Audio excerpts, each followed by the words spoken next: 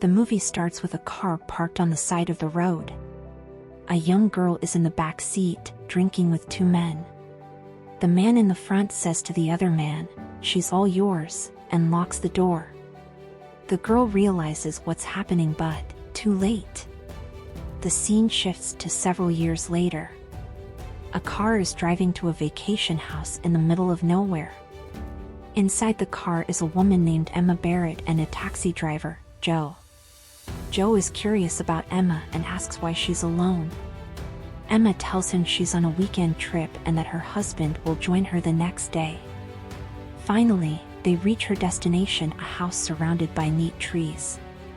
The driver says he usually goes hunting in this area but didn't know this house was here.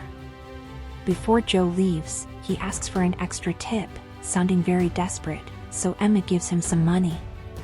After Joe leaves, Emma enters the code to unlock the door and turns off the security alarm. The place is very secure. She opens all the advanced windows, and the front door has several big magnetic bolt locks.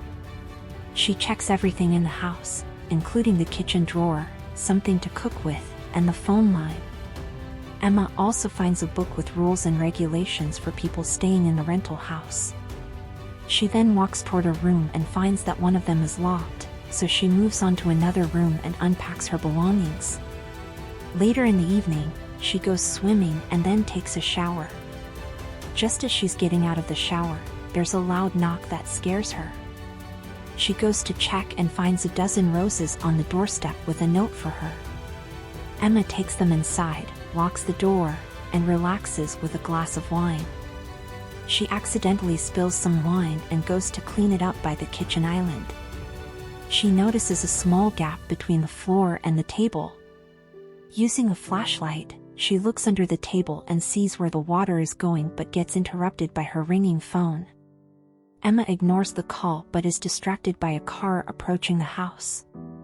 It's her husband, Henry Barrett, arriving a day early. Surprisingly, Emma doesn't seem very happy to see him, even though they're celebrating their wedding anniversary. Henry asks about her trip, and Emma admits she left her notebook in the cart that dropped her off. As they drink wine in the backyard, we learn that Emma and Henry have been together for 9 years and are having problems in their marriage. Henry tries to be intimate, but Emma says she feels cold and declines. Henry goes back inside, and when Emma tries to talk to him, he asks for another drink. She pours them both a bit of whiskey, and we learn that Henry was married to a woman named Emily 9 years ago, and they had a son together. Suddenly, Emma struggles to plug in her charger and starts feeling dizzy. Henry helps her, but she eventually falls into bed. Henry also says he feels strange, and they both fall asleep. Later that night, the red security system light turns green, showing someone has entered the house. We see quick flashes of a person entering the room, changing Emma's clothes, and preparing to inject her with something. The intruder is wearing a mask. The next morning, Emma wakes up and finds a rose on her nightstand where her phone used to be. There's also a note and 2 cups of coffee. At first, she doesn't think much of it, but then she realizes she's wearing a much nicer nightgown than the one she went to bed in. She tells Henry about the nightgown and asks about the coffee. Henry doesn't think much of it at first and wants to keep sleeping, but Emma insists. Together, they read the note, which wishes them a happy anniversary. Things get even stranger when Henry says he didn't send the flowers to the doorstep last night, and they realize their phones are missing. As Henry checks his wardrobe, he realizes something is wrong. The clothes inside don't belong to him. They decide to go to their car to escape but can't find the car keys. They hear noises in the orange trees behind the car. Henry decides to check it out and tells Emma to go back inside the house. Once inside, Emma locks the door and picks up the landline phone to call for help. But then a strange voice on the line tells her, "Obey us." The TV turns on and shows different views from cameras around the house, including footage of Emma from the night before. She realizes someone is watching them. Moments later, Henry returns to the house with a bleeding head, saying someone attacked him from behind, but he didn't see who it was. The landline phone suddenly rings. Henry answers it, and the same voice from earlier tells them they are not allowed to leave the house and must follow certain rules. The voice claims to know everything about their actions, assuring them that staying inside will keep them safe. Desperate to escape, they try to leave the house, but the security system activates, locking all the doors and covering the advanced windows with metal grates. Emma grabs a wooden stool and prepares to break a window, but suddenly cries out in pain, clutching her head. Henry rushes to her and sees a strange device behind her causing the pain. The voice insists they must stay indoors to ensure their safety. When Henry finds a camera hidden in the smoke detector and tries to get it, but his sonic device is triggered, causing him to collapse. The voice emphasizes that obedience is key to happiness and directs them to go to the bedroom. Before entering the bedroom, the voice tells Henry that a man should open the door for his wife and instructs Emma to smile and thank him. They clean themselves, change into 1950s-style clothing, and head to the kitchen. Emma is told to cook dinner, while Henry is instructed to retrieve a hidden laptop from behind some books and sit beside her. Emma keeps chopping asparagus repeatedly while Henry is told to open a file on the laptop. To his shock, the file shows screenshots of text messages between Emma and someone else. Henry is forced to read them aloud while Emma continues preparing the meal. The voice then says, "Love doesn't delight in evil but rejoices in truth." The truth may be difficult to hear, but it will purify your marriage. Even worse, the next file contains a video of Emma in bed with another man named Ryan. Henry becomes upset and wants to leave, but the voice stops him and forces them to have dinner. When Henry asks Emma about it, she insists it's over and apologizes. Henry is deeply upset and accuses her of declining his advances because of her affair. Back in their room, despite Henry's anger, the voice commands the couple to dance while playing a video of their wedding. Henry refuses, but the sonic device in his head buzzes, forcing him to comply. The voice then tries to make them have sex. Emma reluctantly stops herself from pushing Henry away, clearly not enjoying it. Suddenly, Henry stops, saying he can't go through with it, but his sonic device is triggered again, causing him to collapse and bleed from his ear. Later, while Emma tends to his wound, Henry asks why she didn't ask him to stop. Emma explains that she believes staying silent is better than speaking up, recalling the beginning of the movie. It is revealed that the girl at the start was a younger Emma who had been sexually assaulted. Henry reassures Emma, promising to protect her and prevent such incidents in the future. It appears they are working through their issues. Later, static crackles through the speakers, and Joe's voice comes through the front gate intercom. Joe, the driver, has found Emma's notebook in his car and is trying to return it. Emma and Henry pound on the door, trying to get Joe's attention, but he's too far to hear them. Emma uses a flashlight through the peephole, successfully catching Joe's attention. Joe hears their calls for help. Unfortunately, as Joe tries to climb over the gate, someone suddenly attacks him, dragging him away. Seeing this, Emma realizes that if the person who took them is dealing with Joe, then no one is watching them. She checks and disables the camera on the smoke detector without getting shocked, confirming she was right. Emma then checked the small space under the kitchen island table that she had seen earlier. To her surprise, she finds a hidden space underneath. Henry thinks it's a bad idea, but Emma goes in anyway but finds no way out. Just then, Henry is attacked from behind, and also pulls Emma out of the hiding spot, shocking her with the device, before injecting her with a brown liquid that makes her pass out. When Emma wakes up, she sees she is wearing a different old-fashioned dress.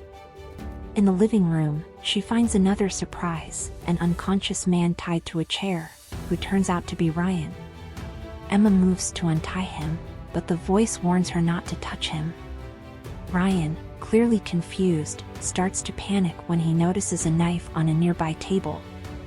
He turns to Henry for help, which quickly escalates into an argument because Ryan had an affair with Henry's wife. Things get worse when Ryan asks, if she was so happy with you, why did she end up in bed with me?